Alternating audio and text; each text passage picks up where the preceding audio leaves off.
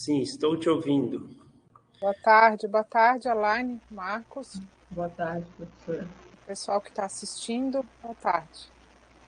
Boa tarde a todos. Cláudio, Alaine e todos aí da plateia. Muito obrigado, boa tarde a todos. Nós vamos... Alaine, tu consegue colocar a tua tela de apresentação, por favor? Primeiro slide.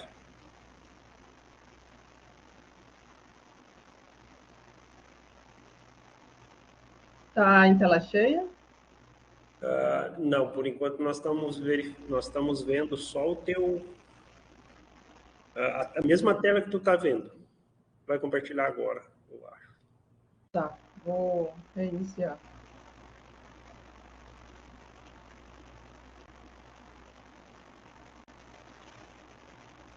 Isso, agora sim. Perfeito, agora está apresentando. Professor Marcos, professora Simone, nós vamos começar com a apresentação da banca. Vocês poderiam ficar com a câmera aberta primeiro, por favor? E para mim fazer também um print da tela inicial. Tá, muito obrigado, professora Simone, professor Marcos. Gostaria primeiro de agradecer aí o professor Marcão por ter aceitado aí participar da banca da dissertação da Alaine. O Marcão é nosso companheiro lá do laboratório, professor do grupo, e a Simone, que tem trabalhado com reprodução de moluscos por muito tempo, também tem estamos bastante tempo trabalhando junto. Simone, muito obrigado também pela participação na banca. Então, nós vamos fazer aí, a Alaine vai apresentar o trabalho dela, que é titulado Ciclo Reprodutivo de Molusco de Areia, Leucoma urina, e ela tem aí então de 40 minutos para apresentação e depois a gente volta à arguição. Eu agradeço a todos os presentes também que estavam nos assistindo online, tá? pela presença na defesa da aula. Alaine, com você então a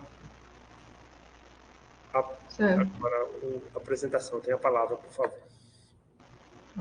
Boa tarde, pessoal. Obrigada pela presença dos colegas da pós. Obrigada ao professor Marcão e à professora Simone por terem aceitado o convite. Vocês me ouvem bem? Eu estou ouvindo bem. Certo. Bom, pessoal, meu nome é Alaine Carneiro da Silva, sou orientanda do professor Dr. Cláudio Manuel Rodrigues de Mello, e o título do meu trabalho de mestrado é Ciclo Reprodutivo do Molusco de Areia Leucoma fectorina. Bom, os moluscos bivalves fazem parte da vasta diversidade de recursos pesqueiros que são encontrados nos biomas costeiros. Entre esses diversos moluscos bivalves que habitam essas regiões, nós temos os moluscos de areia. Os moluscos de areia habitam regiões arenolodosas e utilizam seus sifões para filtrar o alimento contido na água. Bom, os recursos pesqueiros eles têm papel fundamental na alimentação mundial. E dentre os principais recursos pesqueiros que tiveram êxtase na produção no ano de 2020, nós encontramos 3 espécies de moluscos de areia. Em primeiro lugar, nós temos a espécie Ruditápis filipinarum, com uma produção de 4.266,8 milhões de toneladas, representando 24% da produção daquele ano. Em seguida, nós temos o molusco Sinonovacula constricta, com uma produção de 860,3 milhões de toneladas, representando 4,8% da produção. E, por fim, nós temos a espécie Tergilaca granosa, com uma produção de 457,9 milhões de toneladas, representando 2,6% da produção de moluscos bivalves no ano de 2020. A espécie de molusco de areia mais produzida no mundo, a Ruditápis filipinarum, ela pertence à família Veneridae.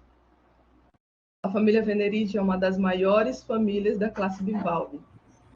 A família Veneridae possui uma alta diversidade e abundância entre os moluscos bivalves, devido à sua capacidade de habitar em regiões de águas rasas, águas marinhas e águas estuarinas. Ela possui aproximadamente 12 subfamílias, 50 gêneros e mais de 500 espécies. No Brasil, essa família possui 8 subfamílias, 15 gêneros e 35 espécies. Entre os benerídeos que habitam a zona costeira brasileira, nós temos a espécie Leucoma pectorina. Leucoma pectorina pertence à subfamília Chionini, sua distribuição ocorre do Caribe ao sul do Brasil. Ela é encontrada em zonas entre marés, de baías e enseadas, e ela geralmente encontra-se enterrada em fundos lodosos ou substratos com cascalho, areia e lama. Bem, os moluscos bivalves possuem importância ambiental e socioeconômica. E a espécie Leucoma pectorina, ela atua como um bioindicador de poluentes ambientais, como DDT e PCBs. E ela tem um papel fundamental nas famílias que habitam as regiões costeiras, muitas vezes atuando como principal produto na comercialização e consumo de famílias que habitam principalmente as regiões do norte e nordeste do Brasil. Apesar da sua importância, são escassos estudos acerca da biologia de Leucoma pectorina. Portanto, é muito importante o conhecimento acerca dos aspectos reprodutivos da espécie, uma vez que torna-se possível no futuro serem implementados estudos voltados para a larvicultura e cultivo da espécie, que vão auxiliar na diminuição e na sobreexploração, na conservação da espécie, e irá incrementar na diversidade de espécies produzidas pela aquicultura. Bom, em relação ao ciclo reprodutivo dos bivalves, ele ocorre geralmente de maneira anual e inicialmente forma-se o tecido gonádico, em seguida ocorre o processo de formação das células sexuais. Esse processo nós chamamos de gametogênese. O processo de formação da célula sexual masculina nós chamamos de espermatogênese e o processo de formação da célula feminina nós chamamos de ovogênese. Após esse processo, nós temos a maturidade, a desova e o repouso do animal. A maioria dos bivalves, eles realizam a fecundação de maneira externa, onde são liberados gametas para a formação das larvas no ambiente. Bem, para analisar o desenvolvimento desse tecido gonádico, são utilizadas algumas técnicas, como técnicas histológicas, análise metabólica, que nós podemos chamar também de composição bioquímica, determinação do índice de condição e observações visuais. As técnicas histológicas são uma das mais utilizadas devido à precisão dos resultados obtidos. Ela gera resultados quantitativos e qualitativos em relação aos gametas dos animais. Na análise metabólica, é possível acompanhar a interação entre elementos como carboidrato e glicogênio no desenvolvimento dos animais. Já a determinação do índice de condição é importante tanto para pesquisadores quanto para profissionais, comerciantes, pois ela passa uma informação rápida acerca do momento ideal para a comercialização do animal e também das fases de maturação do ciclo reprodutivo da espécie. Já as observações visuais, elas dão informações rápidas acerca da forma e cor do ciclo reprodutivo do animal, porém, os resultados são bem imprecisos. Todos os métodos possuem vantagens e desvantagens, porém, o ideal é realizar conjuntamente o método qualitativo, como a técnica histológica, juntamente com o método quantitativo, como a determinação do índice de condição. Bem, o ciclo reprodutivo dos animais ele é influenciado tanto por fatores endógenos quanto por fatores exógenos. Os fatores endógenos não são muito citados na literatura. Já os principais fatores citados na literatura em relação que atuam no ciclo reprodutivo da espécie, fatores exógenos são alimento, salinidade e temperatura. Estes atuam diretamente na gametogênese e desova dos moluscos bivalves. Bom, dado o exposto, o objetivo geral deste trabalho foi descrever o ciclo reprodutivo do molusco de areia Leucoma pectorina, coletado no sul do Brasil, e os objetivos específicos foram determinar o índice de condição de Leucoma pectorina, determinar a proporção sexual da espécie, determinar o início da maturação e descrever o desenvolvimento do tecido gonádico ao longo do ano, utilizando como ferramenta técnicas histológicas. Bem, o local de coleta foi na Barra do Aririú, precisamente na Praia de Fora. Os animais foram coletados mensalmente entre janeiro e dezembro de 2022. Em seguida, foram encaminhados para o laboratório de moluscos marinhos da UFSC, onde foram limpos e, em seguida, foram feitos biometria e obtido o peso dos animais. Em seguida, foram retiradas partes moles para determinação do índice de condição e análises histológicas que foram realizadas no laboratório Atos. Bom, para determinação do índice de condição, os animais foram pesados, em seguida, suas partes moles foram retiradas e pesadas para obtenção do peso úmido.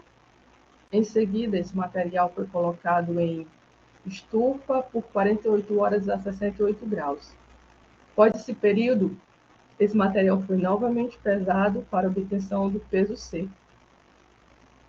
Para obtenção do peso da concha, estas ficaram em ambiente natural por 24 horas. Após esse período, foi pesada novamente para obtenção do peso da concha. A metodologia utilizada para a determinação do índice de condição foi de acordo com Crosby e Gale, onde foi feita a relação do peso seco do tecido dividido pelo peso total menos o peso da concha vezes 100. Para a determinação das variáveis ambientais, foram coletados no ambiente os valores de salinidade, utilizando o refratômetro portátil, valores de temperatura, usando o termômetro manual, e foram coletadas amostras de água com garrafas de vidro escuras para a determinação do cesto. Para a determinação do cesto, MPT, material particulado total, MOP, material orgânico particular, e material inorgânico particular, MIP, amostras de água, 250 ml, foram filtrados com filtros Watchman, que foram previamente lavados com águas destiladas, calcinados, e após essa filtração, foi acrescentado 5 ml de formiato de amônio para a retirada dos sais. Em seguida, o material foi encaminhado para uma estufa, onde permaneceu por 48 horas a 68 graus. Após esse período, o filtro foi pesado para obtenção do valor de MPT. Posteriormente, esse filtro foi colocado numa mufla por um período de 4 horas a 460 graus. Após esse período, foi pesado novamente para obtenção de MOP e MIP. A metodologia utilizada foi de acordo com Strickland e Parson. Para as análises histológicas, a parte mole do animal foi retirada, colocada em um recipiente com solução fixadora de Davidson por 48 horas, e após esse período foi preservada em álcool 70. Em seguida, foram feitos cortes de 4 milímetros de espessura na região entre o tecido gonádico e o pé. Esse tecido foi colocado em cassetes e, em seguida, receberam banhos crescentes de álcool, xilol e parafina. Posteriormente, esse tecido foi posto em blocos de parafina. Depois foram feitos cortes de 7 micrômetros de espessura em micrótomo e, em seguida, foram colocados em lâminas e corados com eosina e hematoxilina. A metodologia utilizada foi por Shaw e Barron. Bom, para análise do índice de condição, da altura, da largura, do comprimento e do peso dos animais, foi utilizado a ANOVA, e as médias foram comparadas com o teste Tucker e Kramer. Para análise do desenvolvimento do tecido gonádico, foi utilizado o teste T via permutação. Todos os dados foram analisados, levando em consideração o nível de significância de 5% com auxílio do programa estatístico SAS. Bom, as fases do ciclo reprodutivo de Leucoma pectorina foram classificadas de acordo com adaptações feitas por Shi e Burnham. Eu gostaria de ressaltar que nestes resultados constam vários estágios do ciclo reprodutivo acontecendo de maneira simultânea, e foi priorizado enfatizar o estágio predominante. Bem, no estágio de desenvolvimento do tecido gonádico em fêmeas de leucoma pectorina, na fase de pré-maturação, nós podemos observar ovócitos, começando a preencher o folículo, e com poucos ovócitos livres no lúmen. Já na fase de maturação, nós já vemos vários ovócitos em diversos tamanhos e o tecido conjuntivo diminuindo.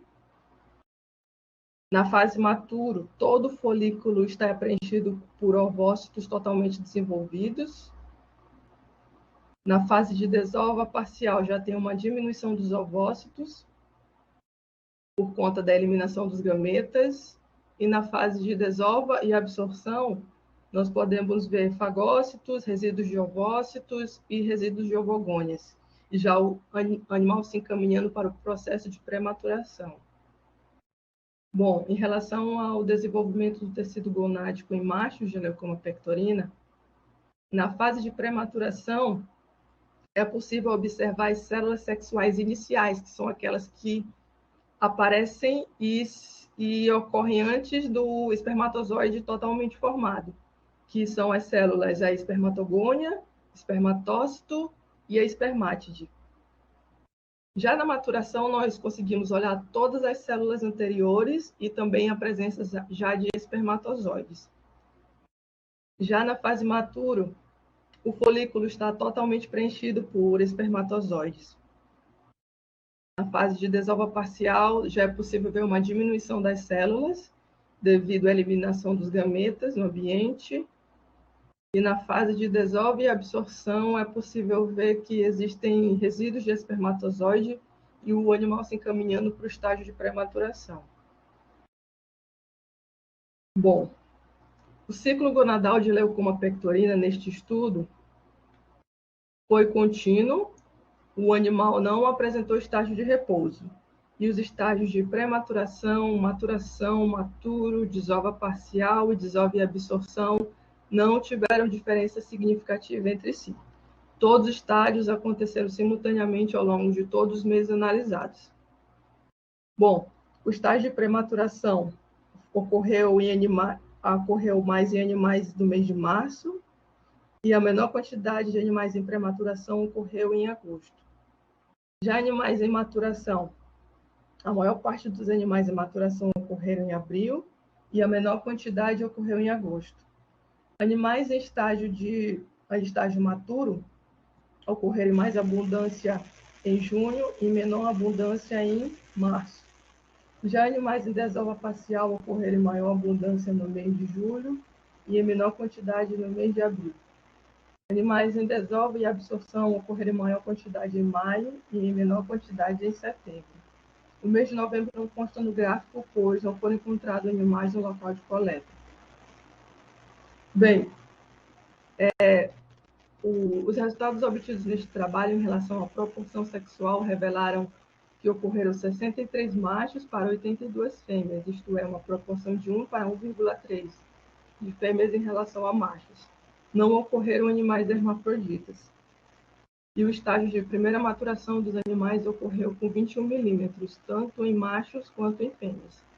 Bem, a maior quantidade de animais do sexo feminino foi encontrado na classe de comprimento de 26 a 27 milímetros e o menor na classe de 22 e 23 milímetros. O maior número de animais do sexo masculino foram encontrados nas classes de 27, 29, 30 e 31 milímetros de comprimento, e o menor na classe de comprimento de 22 e 23. Em relação ao índice de condição, foi possível observar que os valores foram diferentes, estatisticamente diferentes, entre os meses de janeiro, março, abril e maio, em relação a outubro e dezembro. O maior valor do índice de condição foi encontrado no mês de outubro, quando 55% dos animais estavam em estágio de desova, 18% dos animais estavam em desova e absorção e na fase de pré-maturação, e 13% dos animais estavam em maturação.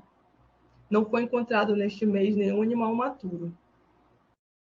Já o mês com o menor valor do índice de condição foi em janeiro, onde 20% dos animais estavam em desova parcial, 30% em desova e absorção, 15% em pré-maturação, em maturação, 35% maturos e não foi encontrado nenhum animal em pré-maturação. Quanto às análises biométricas, a média da altura da concha de Leucoma pectorina dos animais encontrados em dezembro foi estatisticamente diferente de todos os meses analisados, assim como no mês de janeiro e no mês de outubro. Em relação ao comprimento da concha de Leucoma pectorina, animais encontrados em dezembro tiveram comprimento de concha estatisticamente diferente de todos os animais encontrados nos outros meses, assim como os animais encontrados em janeiro e maio em relação aos meses de março, julho e outubro. Quanto à largura da concha de Leucoma pectorina, os animais encontrados em dezembro foram estatisticamente diferentes em relação a todos os meses do ano, assim como animais encontrados em janeiro, abril e maio em relação a animais encontrados em março e julho. Em relação ao peso de Leucoma pectorina, animais encontrados em dezembro tiveram resultado estatisticamente diferente de animais encontrados em todos os meses do ano, assim como animais encontrados em janeiro, março e abril em relação a julho. Bem, em relação às variáveis ambientais, os valores de temperatura atingiram o seu pico em janeiro e o menor valor em julho. Já a salinidade teve seu maior valor em julho e menor valor em dezembro. Quanto aos valores de MPT, MOP e MP, os maiores valores de MPT e MP ocorreram no mês de abril e os menores valores em janeiro. Já os valores de MOP, o maior valor ocorreu em março e o menor valor ocorreu em janeiro. Bom, quanto ao padrão reprodutivo dos animais, os fatores exógenos e endógenos atuam precisamente no ciclo reprodutivo dos animais e também na característica dos padrões reprodutivos das espécies. Esses fatores influenciam nas características que o animal vai ter no seu ciclo reprodutivo. Neste trabalho, Leucoma pectorina apresentou o estágio ciclo reprodutivo contínuo, apresentando todos os estágios de maneira simultânea, assim como estudos com anomalocardia brasiliana, Leucoma asperrima e Tibella mactroides. O que tudo indica é a questão da região onde esses animais habitam. Animais que habitam regiões tropicais possuem padrão contínuo do ciclo reprodutivo, com uma ativação intensa dos gametas e desovas espaçadas ao longo do ano. Portanto, o resultado obtido neste trabalho pode ser devido à característica do ambiente onde o animal está inserido. Em relação à proporção sexual, acredita-se que a predominância de fêmeas ocorre por conta de uma estratégia reprodutiva dos animais. Misigani acredita que a predominância de fêmeas no ambiente é devida à reversão sexual potândrica. Já Morton acredita que é uma estratégia reprodutiva por conta das condições adversas onde o animal está inserido. O resultado obtido neste trabalho com Leucoma pectorina corroborou com trabalhos realizados com Marsiopima, Viloritis ciprinoides, Megapitaria aurantiaca e Anomalocardia brasiliana. Acredita-se que a postura adotada pela espécie, a característica de predominância de fêmeas no ambiente é devido às adversidades onde o animal está inserido. Bem, em relação ao índice de condição, ele atua na maturação e desova das espécies. Normalmente, altos valores de índice de condição estão atrelados à maturação e baixos valores de índice de condição estão atrelados à desova. Bem, neste trabalho não houve uma correlação positiva entre índice de condição e análises histológicas, uma vez que quando o animal apresentou maior valor de índice de condição, houve a maioria dos animais em desova. Este resultado também foi encontrado em estudos feitos com o Mesodesma mactroide e com o Venerupes senegalensis. O que pode indicar essa correlação negativa é o fato do animal apresentar um padrão contínuo, então a energia do alimento ele já direciona para a formação do gameta, ou para a formação do gameta sendo de uma maneira rápida. Então, não há uma interação, uma relação positiva entre a análise histológica e o valor do índice de condição alto.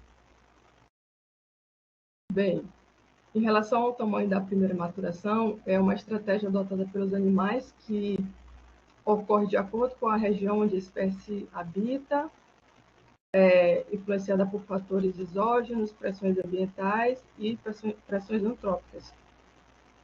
Estudo feito por Meretrix Lusória, na costa da Coreia, Jung percebeu que o tamanho da primeira maturação da espécie aconteceu entre 40 e 45 milímetros. Já com Solens marginatus, em Portugal, Maia percebeu que o tamanho da primeira maturação da espécie ocorreu com 47,7 milímetros. Em estudos com espécies realizados aqui no Brasil, o tamanho da primeira maturação de Donax alenianus foi percebido, foi entre 12,28 milímetros e 12,60 milímetros. Já com Efigênia brasiliana, a espécie teve seu tamanho da primeira maturação com 11,4 milímetros de comprimento. Já com a Anomalocardia brasiliana, foi notado que o tamanho da primeira maturação foi com o tamanho de 12,9 milímetros. Já em relação à temperatura, em relação a isso, o resultado obtido com Leucoma pectorina corroborou com os resultados nas espécies que estão no Brasil, porque existe uma diferença que é notada entre algumas espécies que estão em climas temperados e climas tropicais. Espécies que habitam climas tropicais, elas possuem uma maturação mais precoce quando comparadas a espécies que habitam regiões tropicais. Devido à disponibilidade alimentar ser ao longo de todo o ano em regiões tropicais, então a espécie ela direciona não só para o tecido gonádico, mas também para a formação dos gametas e desenvolvimento destes. Por isso, o tamanho da primeira maturação ocorre normalmente primeiro do que em animais em regiões temperadas. Bem, em relação à temperatura, ela é muito mencionada na literatura como o principal fator responsável por exercer influência no ciclo reprodutivo dos bivalves. Em estudo com Leucoma asperrima, Lopes percebeu que a queda da temperatura ele aumenta a desova e a gametogênese. Em estudo com Chione Pubera, Borzoni percebeu que o aumento da temperatura aumenta a desova e tanto o aumento quanto a queda da temperatura aumenta a gametogênese.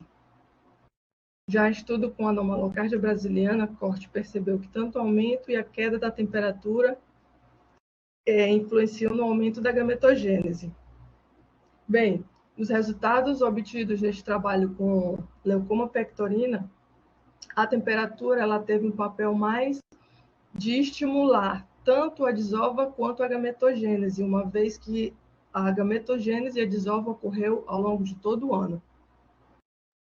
Em relação à salinidade, ela atua na maturação gonadal, na desova, na liberação de gametas e na determinação sexual das espécies de bivalves.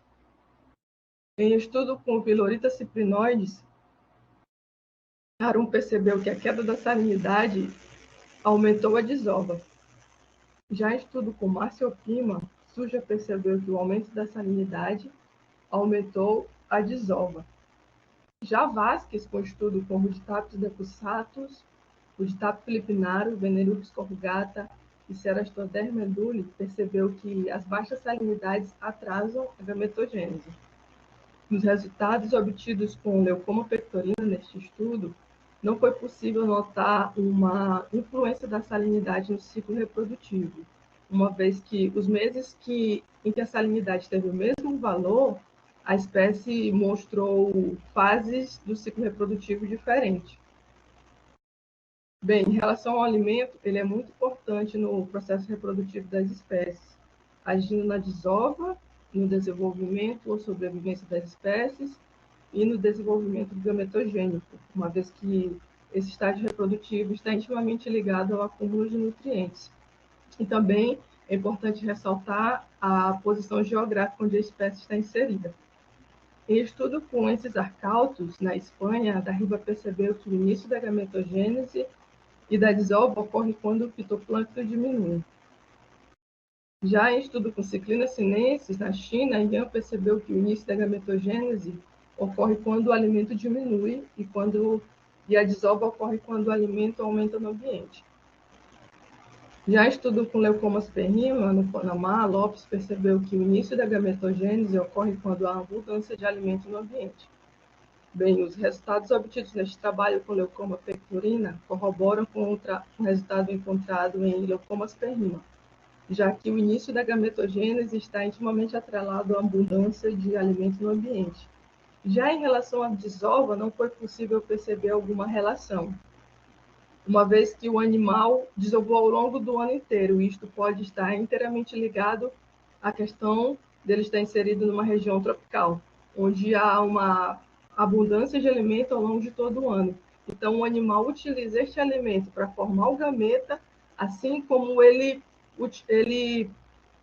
libera os gametas no ambiente, sabendo que há alimento para que as larvas se desenvolvam de maneira saudável. Bem, a conclusão do trabalho: no presente estudo, a espécie Leucoma pectorina apresentou um ciclo reprodutivo contínuo, predominância de fêmeas em relação a machos. O comprimento inicial da maturação, tanto em machos quanto em fêmeas, ocorreu com 21 milímetros de comprimento. E quanto ao índice de condição, esta análise não se revelou um método adequado para identificar a maturação da espécie, uma vez que os maiores valores de C foram encontrados em animais em estágio de desova.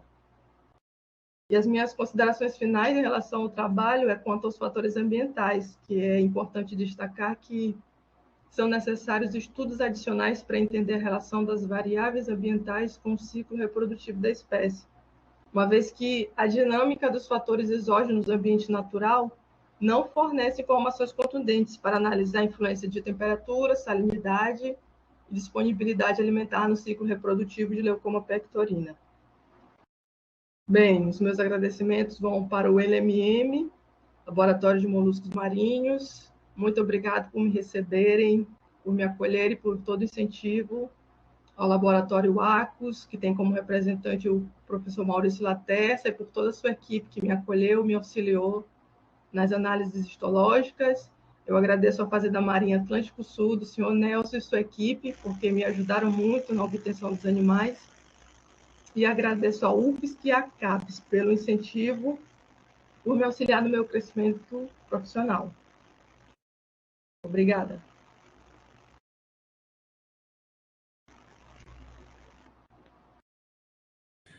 Muito obrigado, Alaine, pela apresentação. Vamos dar continuidade aqui. Então, peço desculpa aí para os presentes pelo início um pouco conturbado. Sou o Marcos, professora Simone. Na verdade, eu pedi para vocês abrir a câmera naquela hora e depois eu notei que eu nem tinha, a minha câmera não estava aberta.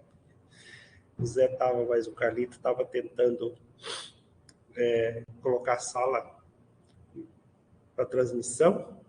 E, de fato, eu acho que não funcionou, porque era para vocês estar vendo a sala aqui, mas eu acho que ninguém está vendo a sala onde estamos, né? Está vendo apenas Sim. Então, acabou que não deu certo. Não. Vamos esperar, é a primeira vez que a gente está tentando... E, na verdade, que eu estou tentando fazer uma transmissão pela sala, que é a sala que foi montada para as defesas híbridas, que seria o caso dessa defesa, mas não deu certo. Então, peço desculpa aí pelo início conturbado. E vamos dar continuidade, então, à avaliação do trabalho da Laine.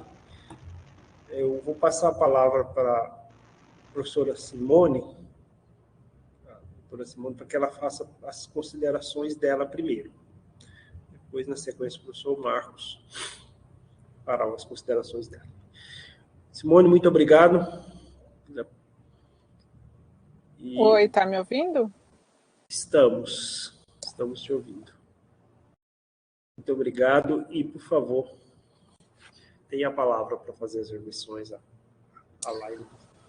Certo, obrigada, Alaine, obrigada, Cláudio. É uma satisfação estar aqui junto, né? Ver que essa aluna cresceu, essa mocinha já está se formando agora, né? Então, fico feliz que ela tenha feito o trabalho com reprodução. Realmente é uma área encantadora, né? E ajuda muito para entender o animal, entender o seu comportamento e a sua relação com o ambiente, né? Porque ele faz esse ciclo em função das condições do ambiente. Então, isso é fundamental. E a gente, quando consome o animal, a gente está consumindo aquele animal em certas épocas do ciclo reprodutivo, né? Então, isso também é muito interessante, entender esse funcionamento.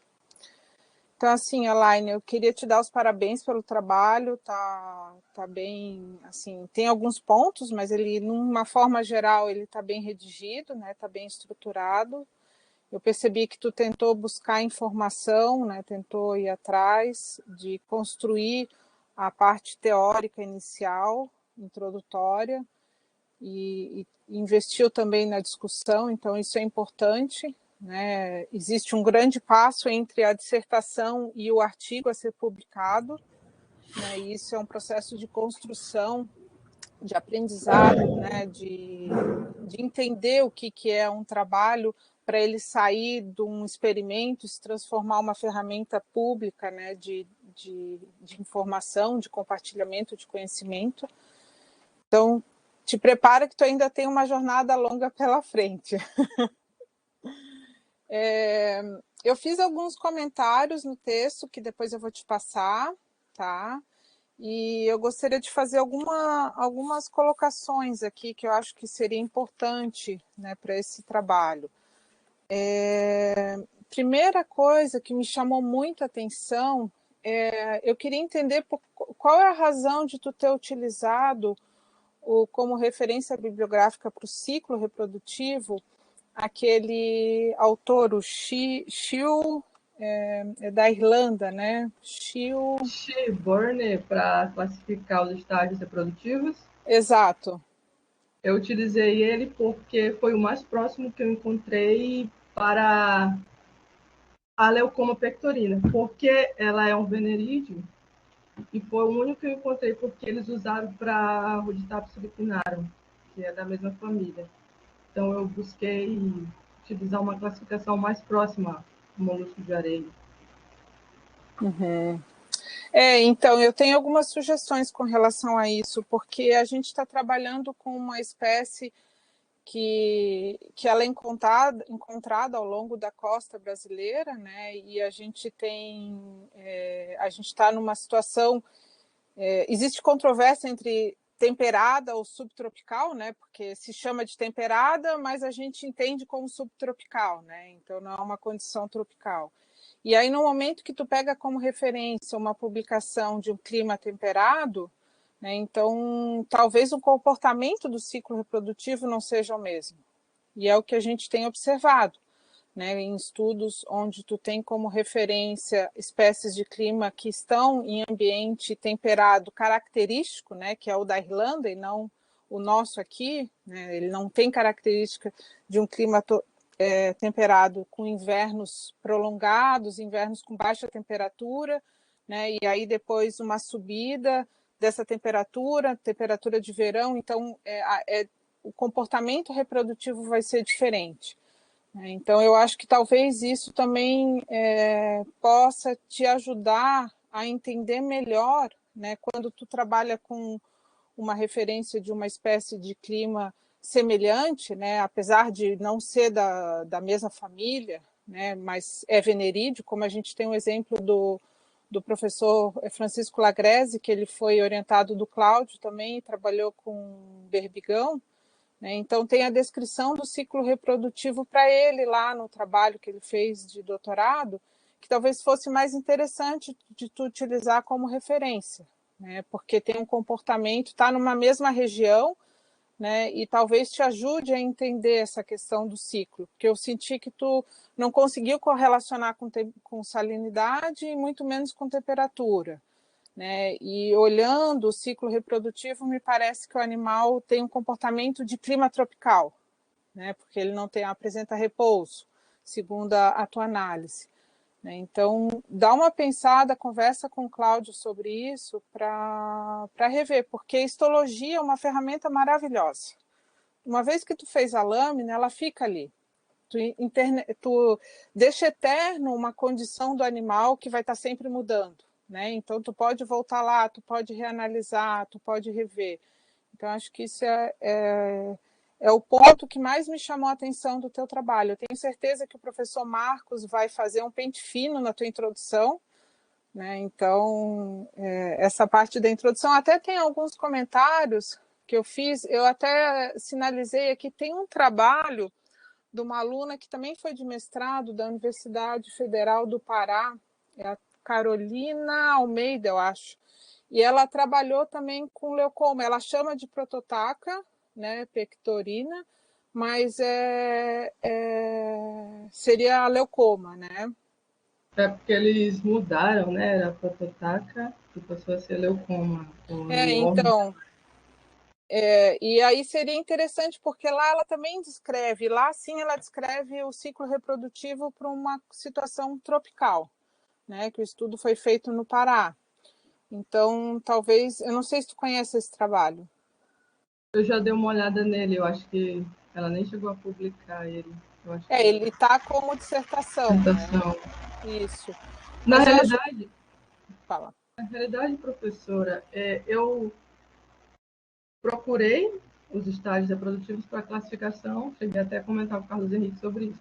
É muito semelhante, né? Só que eu disse que eu queria um venerídeo na minha cabecinha, que tinha que ser da mesma família, né? Que eu estou aprendendo ainda. Então, nós fizemos adaptações e tanto que a gente tirou, né, a parte de repouso. Mas isso foi muito interessante o que a senhora falou em relação a estar na mesma região. Muito obrigada por esse. E assim, só voltando um pouquinho essa questão do ciclo reprodutivo, né? Não existe um consenso internacional do ciclo reprodutivo. Né? O que existe é cada condição, cada situação, cada espécie tem um comportamento. Né? E cada avaliador da histologia tem uma visão também. Então, apesar de ser muito claro algumas fases, né, outras há controvérsias, né? Então, o que é importante é que o animal ele vai formar aqueles gametas, né, vai entrar no processo de gametogênese para desenvolvimento da célula em si. Depois ele vai entrar num processo de maturação final, né, a célula já está formada, ela só vai precisar terminar o processo de estruturação dela. Depois ele começa a eliminar aquele material, né, fazer a desova, e aí ele entra num processo de reabsorção, regressão, repouso, né, que é um processo onde ele não tem mais condições de desovar, né, e ele talvez já começou a formar tecido, talvez não começou, dependendo da condição ambiental, né, então isso é importante tu ter isso claro, né. E aí dá uma pensada, dá uma olhada para trabalhos que foram desenvolvidos aqui no Brasil, né? E eu acho interessante que aí tu tem 2 venerídeos, né? Um da mesma espécie que está lá no Pará, que mesmo que não tenha sido publicado, é uma dissertação que está online da Universidade Federal do Pará, né? Ela está disponível para tu acessar. E tem essa do Francisco, que também é com venerídeo, né? Não é na mesma região, ele não foi coletado lá, é o berbigão. E aí ele, né, ele é aqui da ilha, foi na Daniela que ele coletou, então dá para tu analisar, certo? Talvez isso te ajude. Ok? Bom, com relação... tem um comentário aqui que tu botou elementos como carboidratos e glicogênio, né? O glicogênio é um carboidrato, né? Então, Foi um erro de redação, assim como colocar nomes com letra maiúscula, enfim, professor. O gonadal e o gonádico, né? Então é preferível o gonádico, né, do que o gonadal, né? Então algumas coisas precisa corrigir ao longo do teu texto.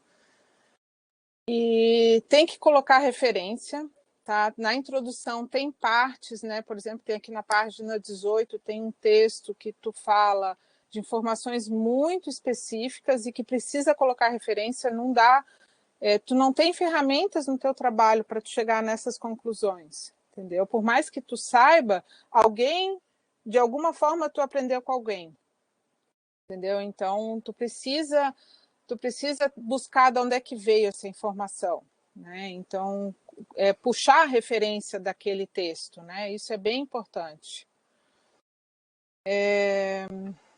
Que mais? Tá. Com relação à parte do artigo,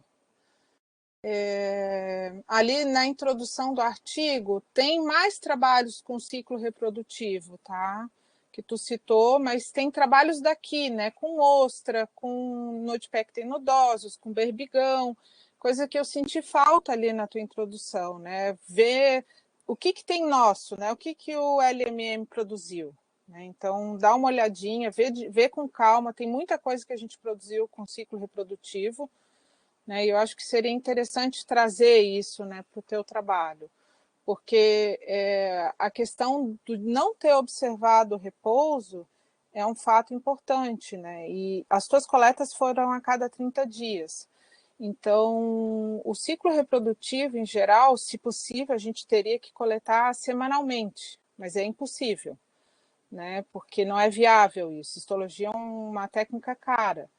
E todo o procedimento, todo o trabalho. Então, o que a gente adota? Preferencialmente, né, de 15 em 15 dias, quando a coleta é fácil, né, quando o acesso aos animais são mais fáceis. Quando são mais complicados, é 30 dias, no máximo, né, não passa disso. Mas quando tu perde esse intervalo de 30 dias, tu perde muita informação do animal. Porque em 30 dias ele pode ter entrado em repouso e já começou a formar gaveta e tu nem viu isso. Né? Então, por N razões do ambiente, tu perde esse intervalo. Então, é importante, quando tu, depois lá no final, né, tu ter esse conhecimento para poder chegar na conclusão do teu trabalho, certo? Bom, mas continuando, então, no artigo, uma coisa assim que é bem interessante na construção de parágrafos, quando tu for citar exemplos, né, de espécie ou de situações ou de condições, não constrói um parágrafo inteiro e depois põe todas as referências no final, sabe? Tenta puxar o que cada autor falou e aí põe na sequência, porque fica mais claro para quem está lendo, né? E se a pessoa quiser atrás especificamente de um ponto, ou tu mesmo, né? Vamos dizer que a Laine daqui a 2 anos vai estar no doutorado e vai querer uma informação, vai querer ir a fundo naquela informação que ela mesma escreveu. Aí tu vai ter que pegar todas as referências que tem ali, vai ver qual que falou o quê. Né? Então, já que tu está lendo e está construindo, é muito mais fácil para ti mesma, para o teu conhecimento. Tu vai saber exatamente quem falou o quê, de onde vem. Às vezes tem um termo que várias pessoas falaram, então tudo bem, aí tu coloca vários com relação àquele mesmo conteúdo, né? Mas quando são conteúdos, né, várias coisas diferentes, então é interessante fragmentar as referências, colocar uma para cada espécie, de acordo com o que tu está descrevendo. Então, quando tu revê o teu trabalho, dá uma olhadinha, tem esse cuidado, né, de dar uma olhadinha nos parágrafos e perceber isso. Tem algumas coisinhas que precisa melhorar daí, nesse sentido. Uma pergunta importante, tu fez coleta no ambiente natural, certo? Sim. Tá. Eu Tu pegou autorização para isso? Não, nós pegamos só com os catadores para molusco molusco bivalve, não precisa. Eu já não sei que tenha mudado agora as normas. O que acontece? Tu precisa ter autorização para poder fazer coleta. Então, geralmente, tem alguém que tem autorização, né, para fazer essa coleta. Então, quando não tem autorização, o que a gente faz é comprar de catador, porque aí tu comprou, tu não coletou. Então, dá uma conversada com o Cláudio, ver qual foi real a situação, se foi comprado, se foi coletado, porque isso é importante, tá? Para depois, no futuro, nunca ter nenhum problema que tu não fez a coisa como deveria, né? Dá uma olhada certinho, te assegura disso aí, né? E a outra questão é o CIGEM. Não sei se tu cadastrou isso tudo no CIGEM ou não. Não. Tá. Então depois também conversa com o Cláudio, porque existe um pouco de pressão do governo em relação ao estudo com espécies nativas, principalmente por causa da Amazônia, né, que se disseminou muito conhecimento e se vendeu conhecimento para fora. Então, o que eles adotaram alguns anos atrás é o registro disso, né? Então, todo estudo que é desenvolvido com espécies nativas precisa ser registrado no CIGEM. Então, ainda dá tempo de fazer esse registro, né? Só dá uma olhadinha nisso também, tá? Só para não ter problema futuro. Tem boato, eu não sei até onde isso vai, mas é mais de 1 milhão a multa, para quem não... Eventualmente, acho que não sei se isso vai vir à tona ou não, né? Mas é bom estar certinho para não ter problema no futuro, tá? Parabéns pelo mapa, tá legal, ficou bem legal, dá uma trabalheira, né? Então, vale a pena, acho que ficou bem bom. Tu usou um programa, né? Tem um programa que usa. Professora, para ser bem sincero, um amigo meu que fez esse mapa. Eu sei, mas ele tem um programinha Eu que acho, usa. eu não sei se foi QGIS, Isso, QGIS, esse aí mesmo, isso. isso daí. Tá, legal. Uma outra coisa que eu queria comentar na metodologia é que, como é uma espécie assim nova, né, que tem muito pouco conhecimento e muita pouca divulgação, seria muito interessante tu investir na dissertação e talvez até no artigo, não sei se vai caber ou não, em fotos, né? Porque é interessante, por exemplo, tu fez a altura, o comprimento, a largura e a altura. Então faz uma figurinha, mostra, porque nunca vai ter dúvida, né? Para a ostra, tem muita gente que usa de forma não a que o Gaudshoff, né, orienta, né? Então, e aqui no Sul mesmo, eu já vi professor falando, né, não em Santa Catarina, mas em outro estado, né, ensinando de forma errada. Então, para não ter dúvida, sempre é bom ir para a figurinha. Figurinha é uma outra linguagem que esclarece qualquer comunicação. Né? E aí eu acho que ia ser muito bom para o teu trabalho ter a figurinha tanto da posição do corte histológico, que isso também é importante, né? A posição que tu fez, eu não sei se tu seguiu a orientação do NOA, lá do Manual de Histologia. Eu fiz na região que compreende o pé e a glândula digestiva no sentido transversal. Tá. Mas é interessante dar uma checada se essa posição pega direitinho a posição que o NOA recomenda, tu pode citar ele, né? E se não pegar, se pegar um pouco para o lado ou diferente do que está recomendado no manual, acho que tu tem o manual, né? Da nossa disciplina, lembra? Eu não lembro, eu não utilizei ele, professora, mas eu tenho todos os materiais da disciplina. Vou dar uma olhada, mas eu vou pesquisar isso. Isso, dá uma olhada. Se tu não tiver, me avisa que eu te passo depois.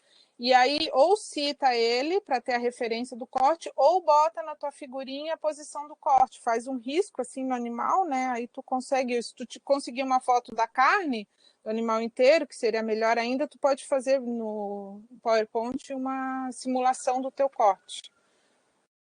Tá? Ainda mais que o teu trabalho é, bem dizer, histologia, né? Tem índice de condição, mas a histologia acho que seria bem interessante.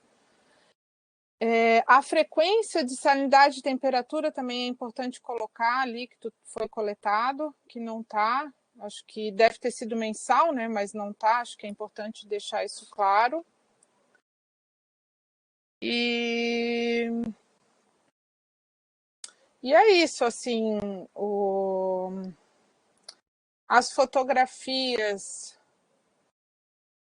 tu fez com o equipamento ali do NEPAC, do ACOS, ou tu fez aonde? As fotos das células de histologia? As fotos histológicas. Lá no laboratório, lá no LMM mesmo, no Tá. computador. Uhum. Porque é legal quando tu monta uma prancha, é interessante botar tudo numa figurinha só, se tu conseguir. Tá? Dá uma olhada, ver se isso... Porque elas estão bem grandes, né? Então, talvez tu possa reduzir o tamanho dela, mantendo a barrinha, né? E tentar montar a prancha onde tu tem todos os estágios juntos, né? Porque fica Eu mais... tentei, a princípio, mas não ficou bom. Ficou muito pequeno. Mas eu vou tentar ver se bota pelo menos umas 2 ou 4. Não, se bem que são 5, né, de cada estágio. Eu vou ver, professora, como eu faço para também não perder a resolução, né? É isso. Então, dá uma olhada e vê. E assim... Eu não vou discutir contigo estágio agora, porque isso é uma coisa que tu tem que depois fazer a sugestão que eu te disse, né, de buscar mais informação para ter mais ferramentas, mas eu reveria o conceito do último estágio, tá? Então, se tu quiser, eu posso te ajudar, a gente pode conversar. Seria dissolve e absorção, né? Então, assim, olhando para aquela foto, aquele animal não tem mais nada para desovar. Né? Ele não tem mais gameta para A senhora desovar. consideraria estágio de repouso? Exatamente, com o processo de absorção. Entendeu? Tá. Porque ele não tem mais gameta viável ali para ele desovar. Tudo que tiver dentro dele, ele vai absorver. Porque não vale a pena ele investir energia em eliminar 1 ou 2 gametas. Entendeu? Então, o animal, assim, não existe um quadrado entre um ciclo e outro, né? Não existe uma régua passando, é um processo. É por isso que é tão difícil o ciclo reprodutivo. Né? Existem tantas controvérsias, porque é um processo, é um ciclo. Então, não dá para encaixotar cada estágio num módulo, né? Mas tu tem que avaliar a questão fisiológica do animal. O animal tem condições de desovar, tem gameta para desovar, né? Então, ele já está com uma infiltração hemostária enorme dentro da gônada, né? Está com os folículos totalmente desestruturados, já não tem nem mais o gonoduto lá, os caminhos, né, claros.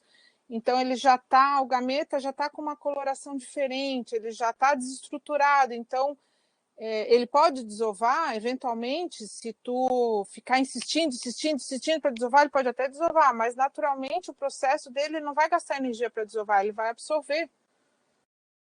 Né? Então, por isso que eu acho que essa questão precisa um pouco mais de carinho, sabe? Para tu poder concluir isso, tá?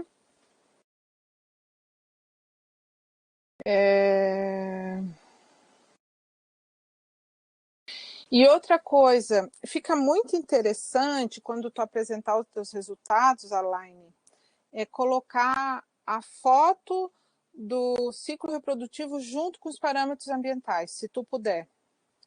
Porque aí tu bate o olho, sabe, vê a temperatura, como é que estava, vê salinidade, como é que estava, em que fase que ele estava, né? Porque, assim, é muito difícil estabelecer uma relação com um dado só de um mês, né? Tanto seja de ciclo quanto seja de parâmetro ambiental. Mas a gente observa que de janeiro para março a salinidade está subindo. Né? E a salinidade subindo significa um estímulo à reprodução, certo? Porque ela está vindo de uma salinidade mais baixa, onde o ambiente tem pouco alimento, e conforme vai subindo, né, tem muita água da chuva, e aí conforme vai subindo, vai se desenvolvendo, as microalgas vão se desenvolvendo melhor, vai tendo mais disponibilidade de alimento, então o animal passa a favorecer para ele para uma condição de maturação. Né? Então, assim, até eu fiquei, será que aquela situação de maturo ali em fevereiro não é porque a salinidade está subindo?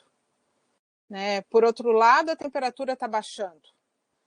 Então, é difícil assim de tu chegar, mas tu vê que as fases onde ele estava com maior, em junho, né, que ele também estava bem maturo, né?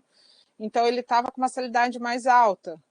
E aí, depois, em agosto, a salinidade já estava caindo, mas ele estava vindo do ambiente com salinidade alta. Tem meses que ele apresenta, eu não me lembro, acho que é março e maio, abril e maio, que tem a mesma salinidade e ele está... A maioria dos animais desova e outro mês a mesma salinidade com fases diferentes. Uhum. É bem complicado, né? Tanto que eu falei no final que tem que fazer estudos adicionais em relação a essas variáveis, porque é uma dinâmica enorme no ambiente Uhum. natural para dar uma certeza. O certo, por exemplo, para a temperatura é colocar o TDBit, né, se conseguir. Né? Mas entre o certo e a possibilidade de ocorrer tem uma distância bem grande. Né? Sem falar a temperatura, né? Quer dizer, salinidade. Então, também tem outra diferença, né? Um intervalo muito grande, né? Entre o correto e o que tu consegue fazer. Né? Então, isso também é importante discutir. Só para não estender muito mais, para a gente finalizar, né? Essa questão do tamanho da primeira maturação, para mim não ficou claro no teu trabalho. Era objetivo identificar a primeira maturação? Ele se tornou ao longo do trabalho, com toda a sinceridade, porque eu fui lendo e eu comentei com o professor, porque eu acho que na escrita acabou não ficando boa mesmo, né? Porque tá tipo só salpicado essa informação. Mas a minha ideia é tentar redigir e dar uma melhorada nessa questão, porque eu acho que é importante, até porque a espécie não tem muito estudo, e eu acho que é uma informação primordial para dar inícios a estudos mais avançados, o início da maturação e outras características que eu obtive como resultado no trabalho. Aí ficou meio solto, tem que melhorar mesmo essa parte na escrita. Tá, porque assim, tu partiu de animais de 2 centímetros, né? 20 milímetros, 20, 21 da tua classe de tamanho, foi isso, não foi? Não, foi... Os menores que eu encontrei foi em dezembro, foi 16 o menor tamanho, o maior foi 34. Mas a Tá. maioria encontrava-se na classe de 25, 28. Porque aqui nas tuas classes o menor tamanho está como 20. Então, assim, para tu poder falar de primeira maturação, tu tem que coletá-la desde sementinha. E aí acompanhar. Porque tu falar de primeira maturação com animal de 20 milímetros, tu já está com animal adulto. Então, ele já entrou em maturação, já começou o processo. Antes ele era imaturo e agora ele já está maturo. Então, no teu trabalho, tu só trabalhou com animais maturos. Animais imaturos, que é aqueles que ainda não começaram o processo do ciclo reprodutivo, né, que ainda não tem gônada formada, né, estruturada, que começou a formar gameta pela primeira vez, tu não coletou. Então, tu não vai poder conseguir, com esse objetivo, com esse teu estudo, responder essa pergunta. Entendeu? Tu pode dizer o que tu observou em cada classe, isso tu pode dizer, mas não qual que é a primeira maturação.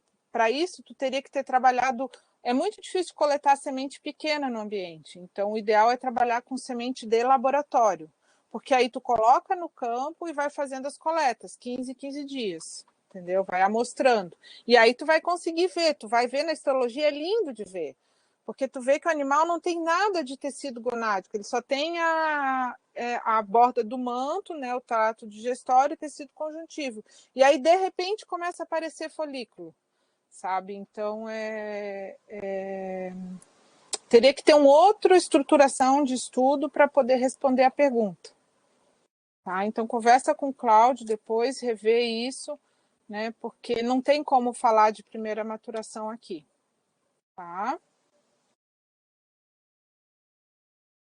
Bom, e com relação ao índice de condição, então, para finalizar agora, o índice de condição, o número amostral foi de 30 animais para o índice e 30 animais para a histologia, correto? Não, professora, variou muito, porque teve mês, foi uma média de 15 animais para cada. Variou muito, porque teve mês que não foram encontrados animais. Então, teve mês, acho que só o primeiro que passou foi cerca de 20, mas a média é próximo de 15. Tá, seria interessante tu fazer uma tabelinha com o teu N mensal, para poder acompanhar, sabe? Porque é complicado, né? Para poder estabelecer uma correlação, né? A variação numa população ela é muito grande. porque não é um animal de cultivo que está numa estrutura, que está todo mundo ali, né, submetido à mesma condição, com o mesmo manejo. É diferente quando tu coleta do ambiente. A variação é maior, né? E segundo alguns programas, numa população, acho que, não sei se eu não me engano, se é de 5 mil unidades, é 30 o N amostral. Tem que rever isso aí, porque tem uma forma de fazer essa conta, né? Então, pelo menos 30 animais.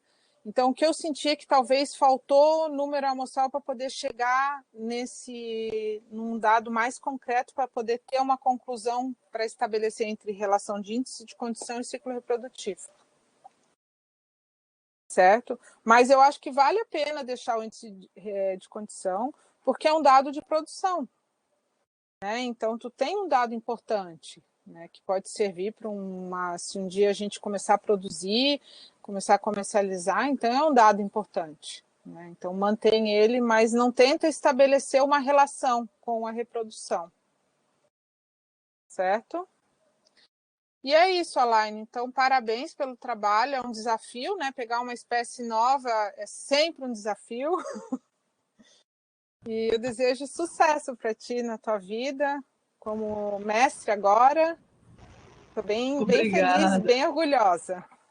Obrigada, professora Simone, pelas felicitações. Até mesmo durante esse trabalho, eu estava revendo nossas aulas de ciclo reprodutivo, pegando alguns conceitos. Muito obrigada, tá? Fui muito feliz no mestrado, tendo professores como a senhora. Obrigada pela consideração. Okay. Simone, muito obrigado pelas considerações. Quero fazer só alguns comentários em cima, para esclarecer algumas coisas que talvez não tenha ficado claro, para que todo mundo possa entender. A tabela que nós escolhemos, assim como todas as outras, elas são adaptadas. O ciclo reprodutivo de anacardo brasiliana tem 4 classes que são muito semelhantes a essa. Eu acho que realmente nós podemos pegar outras tabelas, que é importante, né, comparar, mas eu acho que só é importante quando isso muda a conclusão do trabalho. E nós fizemos no trabalho, por exemplo, há um tempo atrás, do Cássio, comparação de tabelas de ciclo reprodutivo para ostra, e, em geral, não muda nada. A variação que você tem dentro do ciclo reprodutivo é muito maior do que a variação entre as tabelas. Então, é importante, né, talvez um trabalho de comparação de métodos de ciclo reprodutivo seja importante. O que a gente acaba fazendo é escolhendo um método e descrevendo em cima do método escolhido. Então, eu, honestamente, acho que não tem um certo ou um errado. Depende do objetivo que você está trabalhando. Nós temos tabelas que são muito boas para reprodução em laboratórios, que tem muitas subdivisões do ciclo, e a Simone conhece isso melhor do que eu, né? Eu não sou especialista em reprodução, mas em laboratório, que elas são muito boas para descrição de ciclo reprodutivo em laboratório, mas que são ruins para o ambiente natural, para a mesma espécie. Então, acho extremamente importante a gente utilizar outras tabelas, né, para verificar a adequação dos dados ao ciclo reprodutivo, mas isso provavelmente não vai mudar nada em relação à conclusão do trabalho. Nesse mesmo sentido, a questão, Simone, da correlação entre o índice de condição e o ciclo reprodutivo, né, eu discordo. Eu acho que nós podemos fazer, porque a espécie ela tem reprodução contínua. E espécie que tem reprodução contínua é exatamente isso que a gente espera. Não tem relação entre o índice de condição e o ciclo reprodutivo, porque a espécie está reproduzindo parcialmente o tempo todo, então ela não muda o índice de condição. A gente vê muito isso em ostra nativa e em algumas outras espécies nativas do nosso clima, que o ciclo reprodutivo da espécie, ela não tem desova como tem as outras espécies, tem gigas ou tem rizófora, alguns que tem desova total, que aí o índice de condição vai associar muito bem à histologia. No caso dessas espécies com ciclo parcial, com desova parcial, que é o caso da espécie, o ciclo acaba sendo realmente isso. Você não vê o animal magro ou gordo, ele vai estar sempre na mesma condição, consequentemente a gente não consegue fazer aquela associação esperada para a Classostrea giga ou para a Classostrea rhizophila. Então, acho que isso é uma coisa bem interessante da gente discutir no trabalho, Alain, para melhorar a questão. E, por último, Alain, eu acho que tu não deixou claro para Simone que, assim, não, o que está no gráfico, como primeira maturação, são os animais que estavam maturos dentro da amostra. Não quer dizer que ela não tem animais menores. É que os animais menores não tinham tecido gonádico.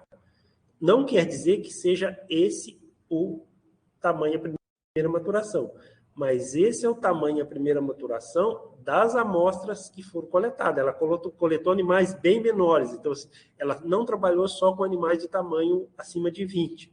Por isso que nós inferimos que... E aí precisa melhorar a redação, que a primeira maturação que nós encontramos nas amostras foi animais a partir daquele tamanho. Mas ela tem animais muito menores, mas aí não tinha gônada. Entendeu? Por isso, pode ser que ocorra maturação em tamanhos menores, mas dentro da amostragem que a gente tomou, não tinha. Então, essas 3 considerações que eu queria deixar claro para a Laine também, porque isso ajuda para ela depois na hora de corrigir, e para todos que é importante essa questão. Esses 3 pontos é bastante importante, que isso influencia nos resultados da discussão, no resultado do trabalho da Laine. Muito obrigado, Simone. Se você quiser fazer mais alguma consideração, por favor, tenha. Mas muito obrigado pelas sugestões. Acho que estão todas muito pertinentes, né? E nós vamos incorporá-las ao trabalho para publicação no futuro. E havendo esses, com certeza, quando tiver para a submissão do trabalho, a gente passa para vocês ler de novo. Está sempre, né? Todos os trabalhos reprodutivo está presente a Simone em vários deles no laboratório de molusco, né, que a nossa parceira de reprodução é ela. Então, com certeza, você vai ter a oportunidade de ler o trabalho final depois. Obrigado, tá? Professor Marcos?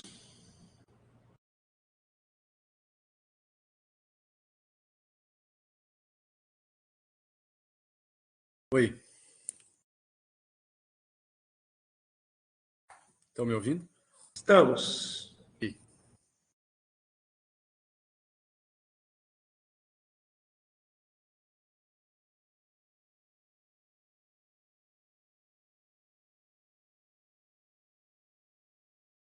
Eu gostaria de agradecer o convite para participar da banca, Cláudio, Alaine, cumprimentar os colegas que estão assistindo aqui a tua defesa e primeiro fazer um comentário geral da tua apresentação expositiva aqui, para depois ir para a parte escrita, que foi a que eu me debrucei, né? Então, rapidamente, a tua parte expositiva foi muito boa e a tua parte de apresentação melhor ainda, tá? Então, eu te conheço assim de conviver de plantão, né, Alaine? Então, eu não sabia do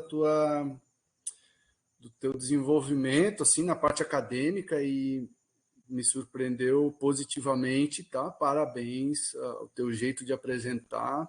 Eu, lendo o teu trabalho, aprendi bastante, mas na tua apresentação expositiva aprendi mais um pouquinho ainda, os conceitos, os reforços e o teu domínio do assunto, tá? Que é isso que a gente quer ver do candidato aqui, dominando a parte que ele escolheu como tema, né? Então, tá de parabéns. Na parte gráfica também, vocês meninas aí são excelentes, né? Eu sempre falo, os meninos são meio bagunçados, no meu caso, mas vocês dão um show. E tu já entregou que o mapa que eu ia elogiar bastante não foi tu que fez, foi um colega, mas tudo bem, porque me impressionou bastante aquele mapa ali, tá? A precisão dele. Ficou muito legal. Dá os parabéns pro teu colega e aprende tu a usar, já que tu já sabe qual é o programa, agora tu fica no doutorado, fala assim, no doutorado eu que vou fazer o meu mapa, eu vou aprender com esse meu colega. Bem legal. Então, vou fazer as considerações da parte escrita, tá? E aí, como a Simone já cantou, né? A Simone já foi para a parte dos resultados, não que eu não vá comentar, mas eu vou falar contigo da introdução geral, tá? Fica parecendo que tu fez todo o teu trabalho de campo, todo o teu trabalho do artigo em si, né, que está muito bom, já vou comentar, mas a introdução geral ela está muito pequena e, na verdade, ela está incompleta. Tu até deixa o assunto interessante, mas tu não aprofunda, tá? Eu vou te dar um exemplo, tá?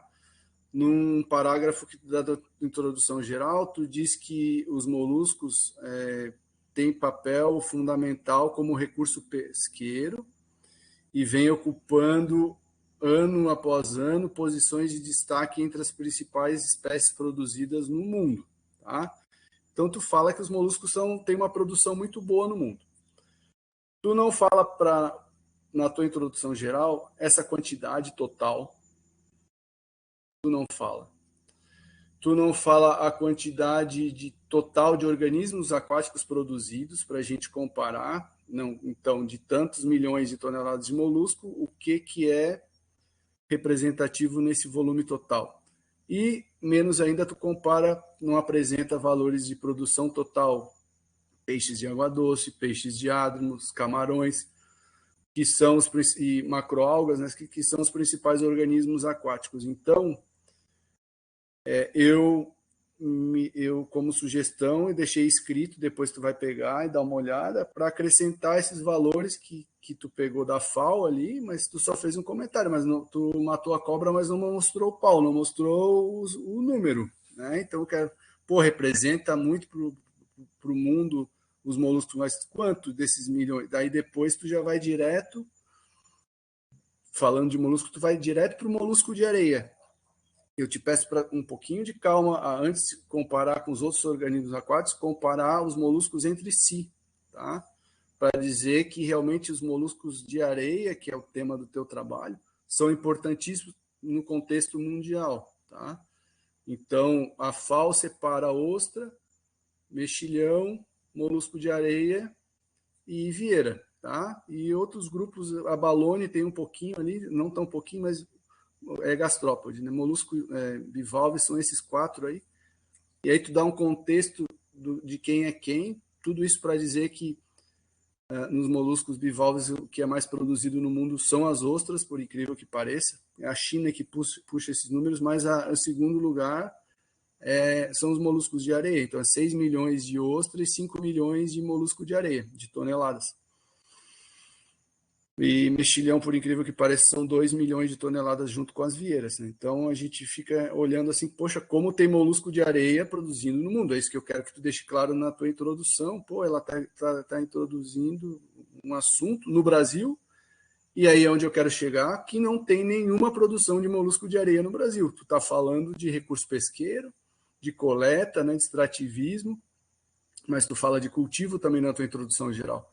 E aí deixa bem claro que aqui no Brasil não há produção de moluscos de areia, e isso é o que não acontece no contexto mundial. Outros países já estão... Então, os moluscos de areia são produzidos há 746 anos antes de Cristo, já tem registro de fazendinha lá na China. Tá? Então, é bem antiga essa relação de produção com os moluscos de areia. E aqui a nossa relação é de coleta, né? Como deixa bem claro o aspecto socioeconômico, que é importantíssimo, e a parte de biomonitoramento, tá?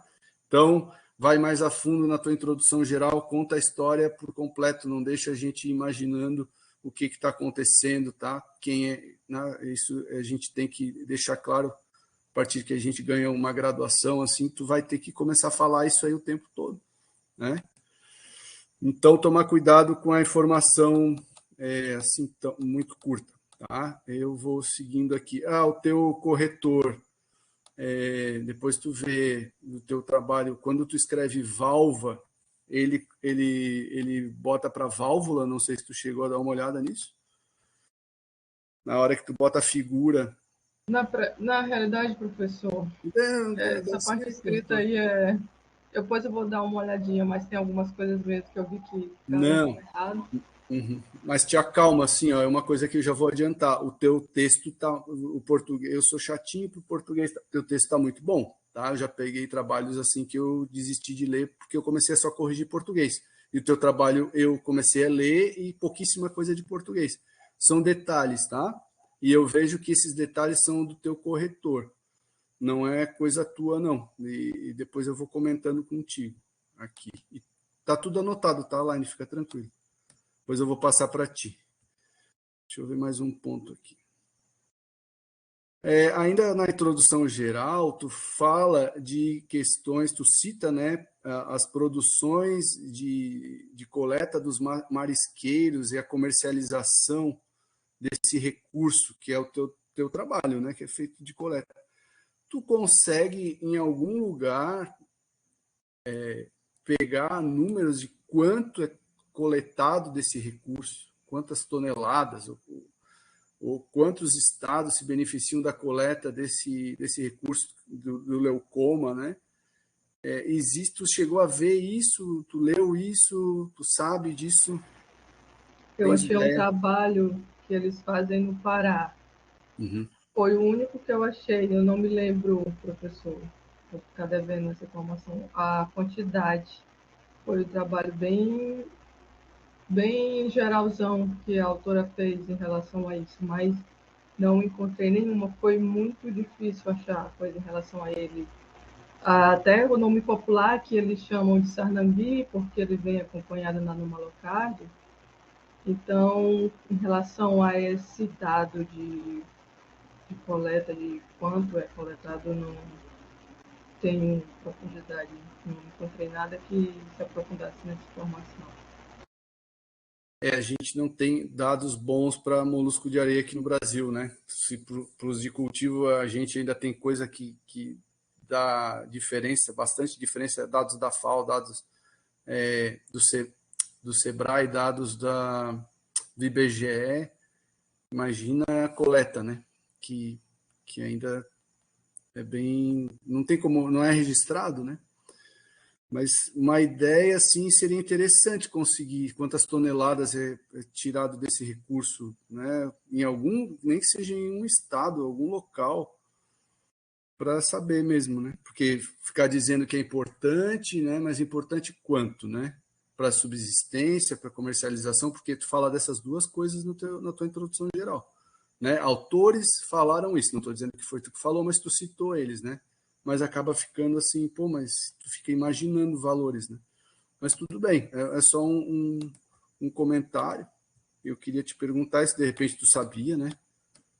Já tinha visto isso, não é o tema do teu trabalho. Uma coisa que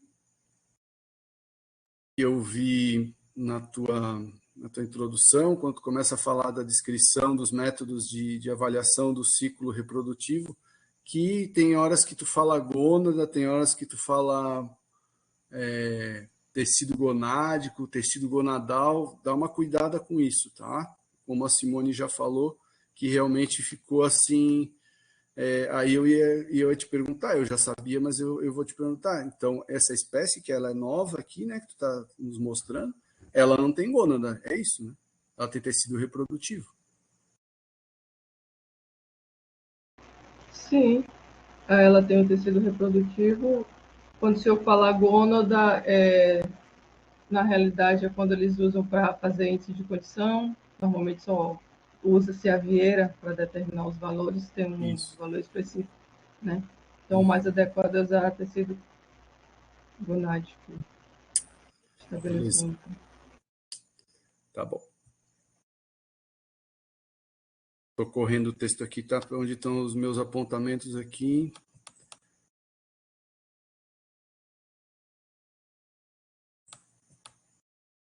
Tem bem pouca coisa, tá?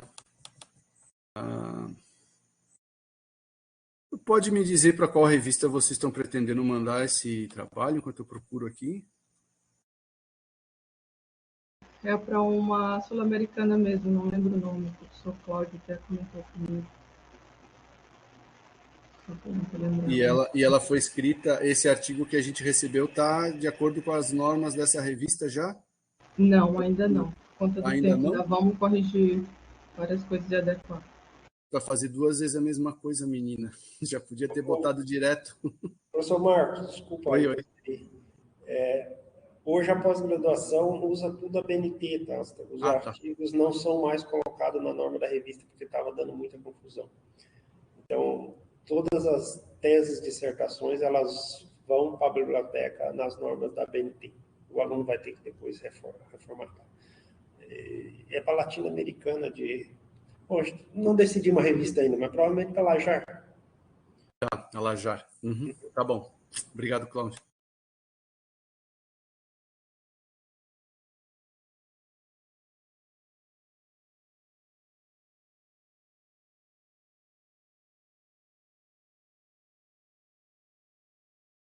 Uma sugestão, tem um momento na tua introdução geral que tu fala de aspectos históricos, de revisões de moluscos que foram trabalhados aqui no Brasil com relação a esse ciclo reprodutivo. E a Simone falou para comentar alguma coisa do trabalho do Lagrese, e tem um outro autor que eu gostaria que tu desse uma olhada, talvez não conheça, ou se viu, talvez não encaixou no seu trabalho, um professor chamado Pesuto, já ouviu falar desse professor? Ele trabalhou muito com berbigão. Não, professor. Ah. Até nesse histórico, eu encontrei que foi o Luneta que fez o primeiro trabalho de ciclo reprodutivo no Brasil. Acho que foi nos anos 70, com o mexilhão. Isso. E aí eu fui encontrando esses outros que eu mencionei. O nome dele é Pesoto. Pesuto. Depois eu passo para ti todos os trabalhos dele, tá? Para tu dar uma olhada, porque esse cara ele fez um trabalho ao longo de 10 anos, até mais, com o berbigão, tá? E tem trabalhos bem interessantes. Não precisa citar o trabalho dele, assim, o que ele realizou, porque tem muita dinâmica de população, repovoamento, mas, assim, como histórico, o registro, botar ele ali, é interessante naquele parágrafo que tu faz esse comentário, tem que botar esse cara aí, que realmente ele é pioneiro no berbigão, assim como foi esse Luneta aí, era professor da professora Aimee, e esse Pesuto aí, ele também foi pioneiro no berbigão, junto com outra aluna da professora Aimee, que tu cita ali, que é uma tal de Araújo, Carla Araújo. Esses dois aí, meu Deus do céu, eles comeram muito pastel de berbigão, tem muito conhecimento.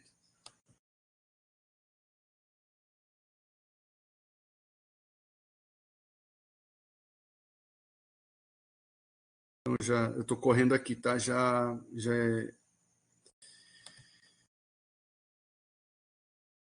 elogiei o mapa, já passei por ele, tá? Eu tô correndo aqui. Tudo que eu estou correndo aqui, eu já cheguei nas figuras que a Simone já comentou. Realmente, essa história de juntar tudo numa prancha só é melhor do que ficar correndo, tá? As páginas aqui, mas como tu disse, perdeu a resolução, depois dá um jeito, tá? Se ficar bom, é melhor, tá?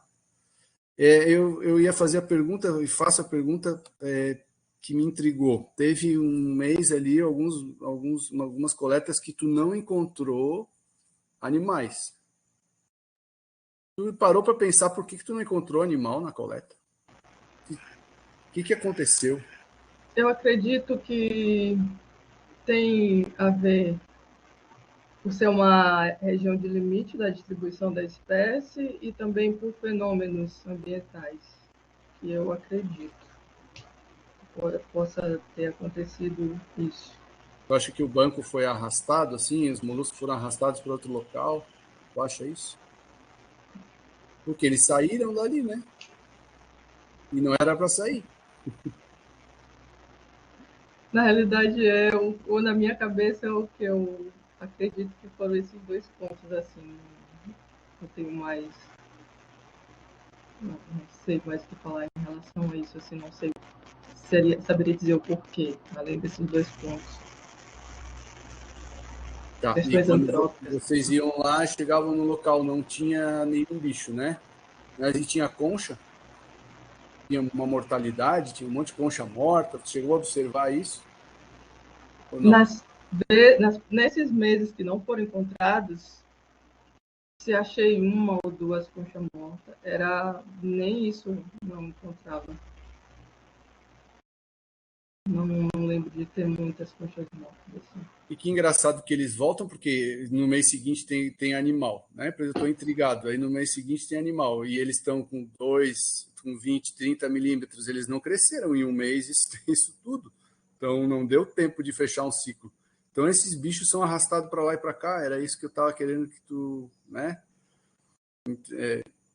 Eu fiquei intrigado. Pô, como é que vai no lugar, o bicho é céssio, o bicho fica embaixo da areia, como é que não encontra nenhum, né? Que será que vocês viram lá? Eu fiquei intrigado, assim. Vamos lá.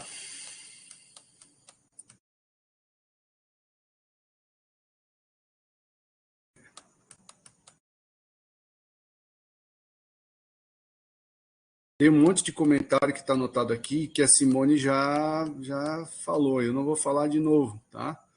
E eu tenho uma pergunta para ti do gráfico de valores de matéria orgânica e matéria inorgânica. Tu consegue associar esses valores aí de Sexton, né? Com a presença ou ausência de mais ou menos animais nos locais de coleta? Tu consegue enxergar isso no teu trabalho? Porque tu coletou e avaliou no laboratório. Tu consegue ver isso? Consegue afirmar alguma coisa para a gente?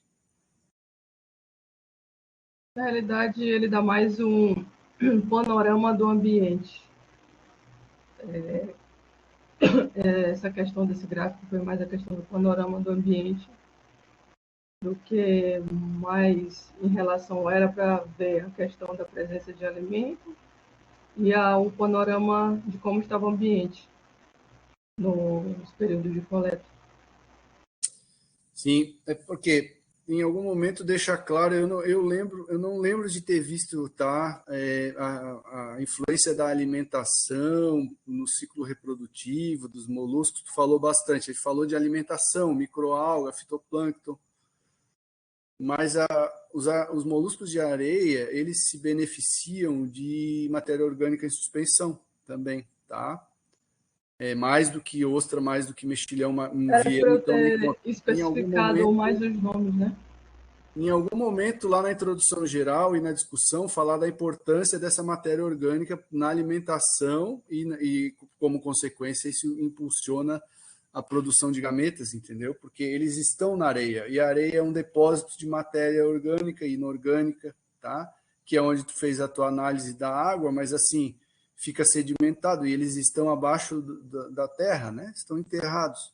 E tem bastante trabalhos falando sobre esse benefício, tá? De incorporar como energia a matéria orgânica, tá? Para desenvolver tecido somático e tecido reprodutivo, tá? Isso eu não vi no teu trabalho. Tu apresentou um gráfico, esse gráfico ele está solto ali. E é muito importante, tá? Pensando em molusco de areia, a parte de matéria orgânica ali é muito importante, tá? A parte de alimento tá perfeito ali, de fitoplâncton, tá? O que mais? Eu senti falta disso daí. Aí na parte aqui, quer ver?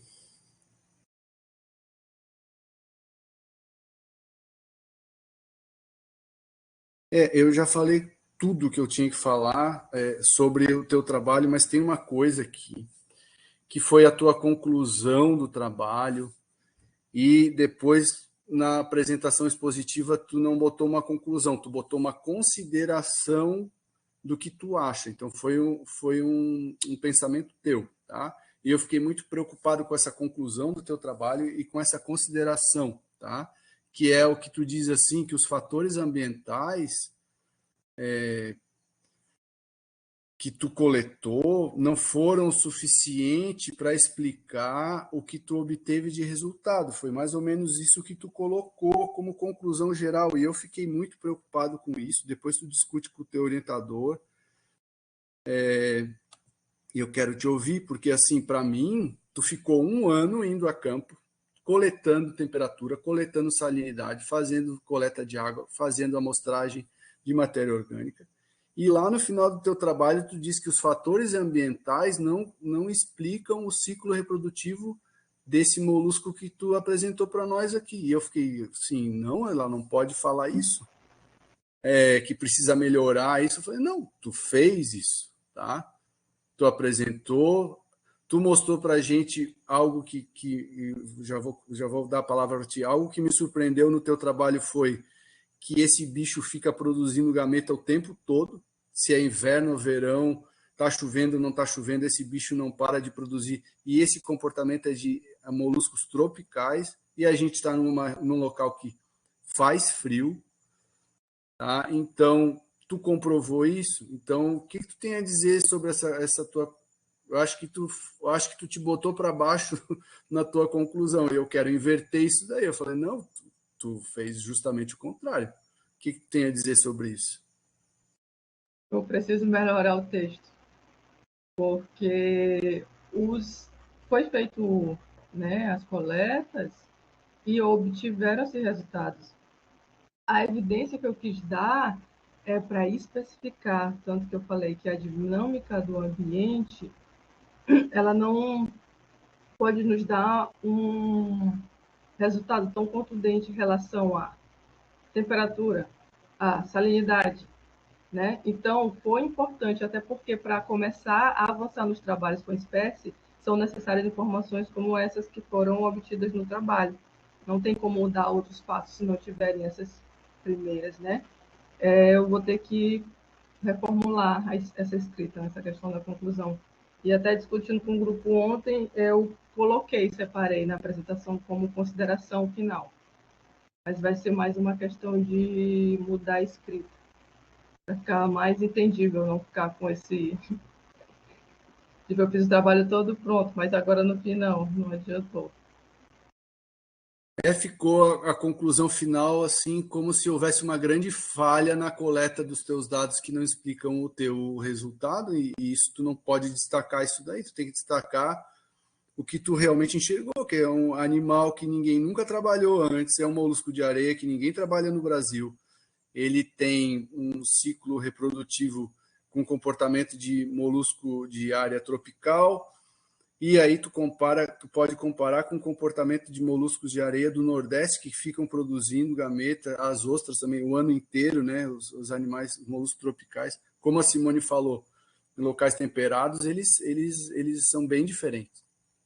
Então, antes de te dar os parabéns, eu quero te perguntar, e tu chegou a tentar, eu sei que assim por fora tu tentou fez uma desova desse bicho em laboratório, ou então quando tu mantinha eles, tu viu eles desovando, quando tu mexia muito neles, ou tu mantinha eles, eu sei como é que tu mantinha, mas tu mantém eles em laboratório na areia, fora da areia, se tem alguma diferença disso? O que tu viu lá no laboratório? Na realidade, os animais eram coletados e diretamente já era feito o procedimento. Nós tínhamos a ideia de tentar fazer uma desova deles para a lavicultura, mas como foi bem corrido o tempo, não deu para ser realizado, mas a ideia era essa. Então, os animais eram coletados e já pesado, limpo, já preparado para análises histológicas e índices de condição. Então, tu não viu ele desovando, então? Tá bom, vou te dar os parabéns, aí eu gostei da segurança das tuas respostas, que bom que tu enxergou algumas coisas aí, né, a tua conclusão final ali, pelo amor de Deus, joga fora essa consideração final, não desconsidera a tua consideração, eu fiquei muito preocupado. Às vezes a gente quer, né, no final do trabalho, escrever alguma coisa, eu vou considerar alguma, mas considera os aspectos positivos, tá? Porque o teu trabalho é inédito, o teu trabalho é com uma espécie que ninguém nunca mexeu, né? Tem alunos aí que trabalham, teve um colega meu de doutorado que trabalhou com biologia reprodutiva de pitéria, ele fez a mesma coisa, ele fez um capítulo do doutorado dele, também estava lembrando, pega um bicho que ninguém nunca viu na vida e vai lá e fecha, né, um ciclo que seja reprodutivo, depois fecha o desenvolvimento das larvas, então esse é o caminho. Então ficou a bola quicando para tu fazer um doutorado com larvicultura dessa espécie aí, né? Que é um trabalho bem bonito, né? O Cláudio, o LMM está se metendo num caminho que talvez não seja planejado, mas está todo mundo trabalhando com molusco de areia, né? Começou com o Juan, com o Pancho, né? E agora a Line, o Carlos Henrique também traz outras espécies de molusco de areia e sim, no contexto mundial, os moluscos de areia são importantíssimos, né? No contexto nacional aqui não tem nada. E a gente pode sim cultivar moluscos de areia em sistemas que não são de conflito com praia, por exemplo. Não precisa cultivar molusco de areia na praia, a gente pode cultivar em balsas, cultivar em espinhel, longline, que aí não entra em conflito, porque no mundo onde se produz esses milhões de toneladas são nas praias, são em locais afastados, né, em zona entre marés. Aqui no Brasil, talvez o conflito com o turismo e com outras atividades não seja possível, mas já tem sistemas em alto mar para produzir molusco de areia, tá? Então, parabéns pela escolha do tema. Tu arriscou bastante no mestrado pegar um bicho que ninguém nunca trabalhou e fazer tudo isso. Isso aí é um mérito, tá? Parabéns pelos orientadores, pela orientação do Cláudio, pela orientação do Carlos Henrique ali no trabalho, né? E eu adoro assim ver coisa nova. Eu aprendi muito lendo tua parte escrita e mais ainda na tua parte aqui de apresentação, e boas as tuas respostas, tá? Tá de parabéns. Parabéns, Cláudio, também. Obrigada, professor Marcos, pelas colocações, por aceitar o convite. Muito obrigada. Professor Marcos, muito obrigado pelas contribuições, sempre bastante importante.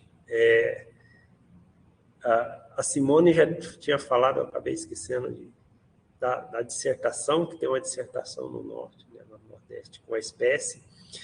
E depois que a gente já tinha definido o trabalho, nós tivemos conhecimento dessa dissertação, que também é um ciclo reprodutivo, mas eu falei para ela, não, nós vamos fazer que vai dar um resultado diferente, né? Porque lá o ambiente é diferente, normalmente a gente já comparou ostra, e aqui a gente tem ciclos reprodutivos com picos de reprodução definido, né? A esperança que a gente achava que isso ia acontecer. E aí, o resultado que você falou, de fato, nos surpreendemos. Ela tem um comportamento de desova o ano todo, muito semelhante ao que foi descrito já para o norte. Então, bastante interessante. E a questão da escolha das espécies, né, Marcos, que a gente vem trabalhando, na verdade, com o molusco de areia começou o Francisco Lagrese lá atrás, em 2010, 2012, quando ele começou a fazer desova, ciclo reprodutivo no laboratório de molusco. É que, na verdade, se a gente não trabalhar com as nossas espécies nativas, ninguém vai trabalhar. Porque com gigas o mundo inteiro trabalha. Qualquer coisa que tu fizer com gigas, dificilmente você vai fazer alguma coisa que teoricamente seja novidade, com exceção de nutrição, de nutrição de sementes, especialmente, porque os laboratórios de cultivo de molusco, de gigas no mundo inteiro, eles não mantêm semente no laboratório igual nós mantemos. Então, com exceção da parte de assentamento e nutrição de semente e assentamento, o resto, qualquer coisa que tu fizer com gigas, alguém já fez. E nas nossas espécies, eu tenho o Carlos Henrique, nós temos priorizado, de quanto é possível, né, colocar um aluno para trabalhar com as nossas espécies nativas, porque nós precisamos olhar para elas. Sempre diz isso, né? Quando a gente começamos com as ostras e agora já estudamos bastante ostra nativa, né? Vamos começar a estudar as outras espécies, porque ninguém lá da Europa vai vir trabalhar com as nossas espécies nativas. E elas são, se elas ainda não são importantes no cultivo, elas são extremamente importantes na coleta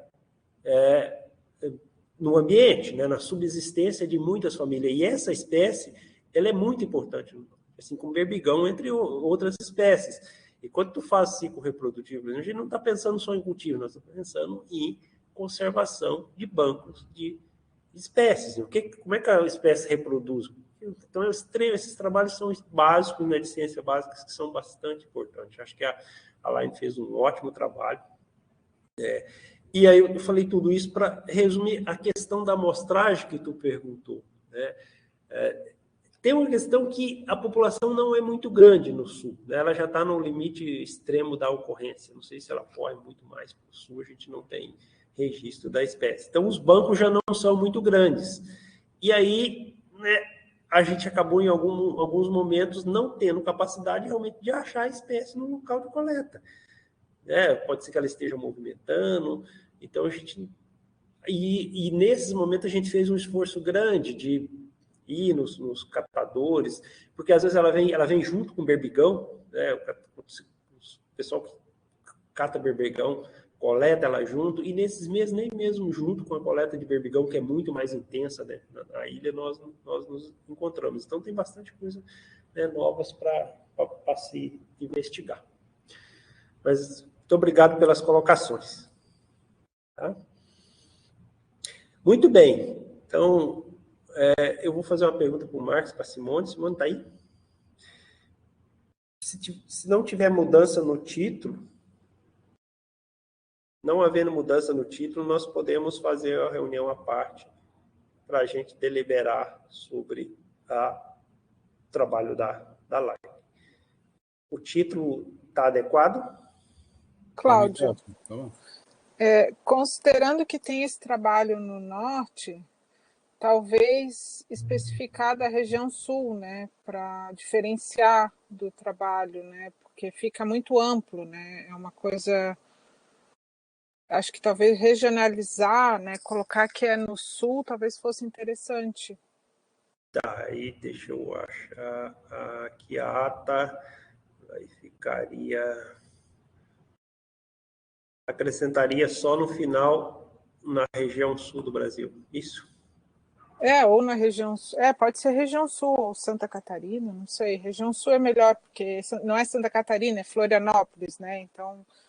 Tá. Aí, acho que região sul fica, né, mostra que é no sul e pronto. Aí tem que ver onde é o local, aí vai no trabalho ler. Tá, perfeito. Então, depois eu mudo na ata. Tu muda também no documento, ou Aline, tu muda no texto depois. Mas no contexto de ir para uma revista latino-americana, é bom botar sul do Brasil, né? Ou alguém que lê em outro país. Isso, sul do Brasil, sul do Ah, tá. Brasil. Pensei que era só sul. Não, tá perfeito. Não, nós Não, vamos colocar no sul do Brasil. Isso. Tá?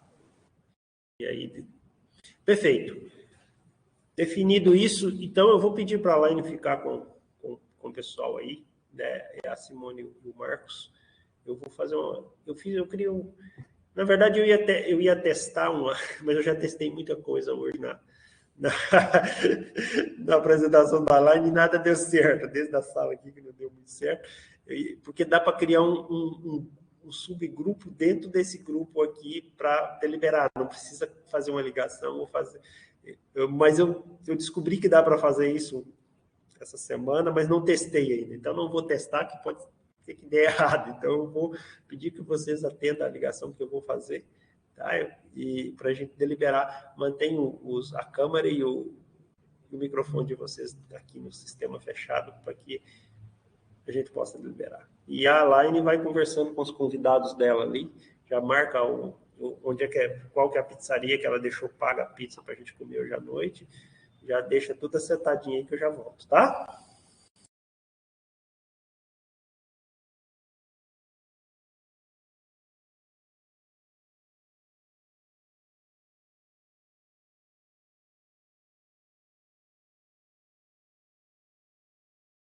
Ai, parabéns, Corró aqui. Parabéns, menina. Feliz demais. Obrigada, meu queridão. Feliz. Obrigada a todo mundo.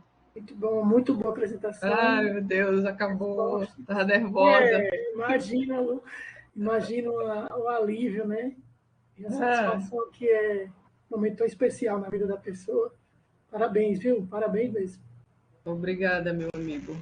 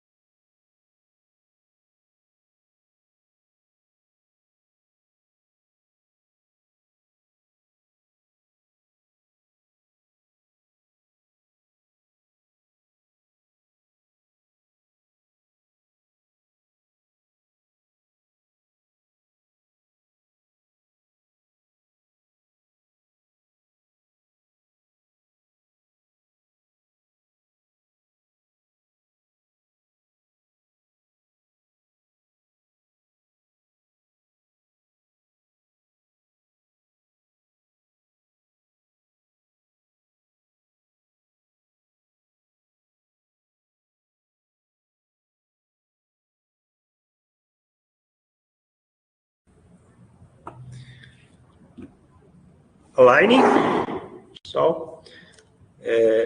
Então, antes de eu dar a deliberação da banca, eu quero saber da Elaine que hora que ela mandou entregar as pizzas hoje lá no LMM para nós. Porque o resultado vai depender disso, não é, Marcos? Você não está com fome? Meu Deus, gente, que absurdo. Tem que mandar uma aqui na Lagoa do Peri. Uma para a Lagoa do Peri, um grupo lá para o LMM, porque senão esse resultado não vai sair, não. A banca gosta muito de sushi também, hein? Um pouquinho mais caro, tá vendo? Tadinha. Eu fui bonzinho, né? Sushi é um pouquinho mais caro, mas enfim. Brincadeiras à parte, Elaine, a banca deliberou, né, sobre o seu trabalho e o considerou aprovado. Tá? Parabéns, você tem 60 dias para depositar o trabalho na biblioteca, o que não significa que você tem 60 dias para correção.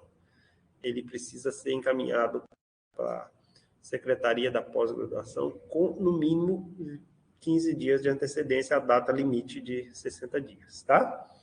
Então, nesse período, você tem que é bastante longo, eu até acho que dá para você, realmente, para a gente trabalhar nas considerações do professor Marcos, da professora Simone, fazer ali as nossas ajustes no ciclo reprodutivo, do que for necessário para ter um trabalho já pronto para a publicação, tá? E eu te devolvo a palavra se você quiser falar mais alguma coisa com os teus colegas, algum agradecimento. Deixo os parabéns. Bom, gente, muito obrigada. Muito obrigada a toda a equipe da pós-graduação. Desculpa, porque foi um período muito importante para mim, não só profissional, mas pessoal, de crescimento. Eu sou muito grata pelos professores que eu tive, professora Simone, Alex, todos foram muito bons. Eu queria agradecer em especial ao meu orientador, porque ele sempre esteve disponível, me ajudar, sempre me ouviu. E obrigada, professor Cláudio, o senhor é um orientador de excelência. Ao professor Marcos, aos meus amigos. Eu não tinha programado chorar, porque foi algo muito forte para mim, esse mestrado, em vários âmbitos da minha vida. Então, talvez seja um carrego, talvez. Eu agradeço a toda a equipe do LMM, porque todo mundo sempre esteve disponível para me ajudar. Ao Carlos Henrique, fosse sol, fosse chuva, ele estava comigo em campo. A Thaís, que abriu o tempo dela, tão ocupado para me ajudar. E a Marília do NEPAC, que mesmo quando o mundo estava se acabando, a gente estava fazendo histologia para poder dar tempo. Me perdoe, eu me emocionei, mas é porque foi muito forte esse mestrado para mim. Muito obrigada a todos. A UFSC, a CAPES, foi tudo muito bom. Eu costumo dizer que eu nem merecia tanta coisa boa assim, mas Deus foi muito bom e me presentear com todos vocês. As dificuldades e os momentos bons me ajudaram. Muito obrigada de verdade. Muito bem, Elaine. Muito obrigado pelo carinho. A equipe do laboratório, todos reconhece o teu esforço. Continua sempre sendo uma pessoa dedicada e focada, como você é, né? A Elaine,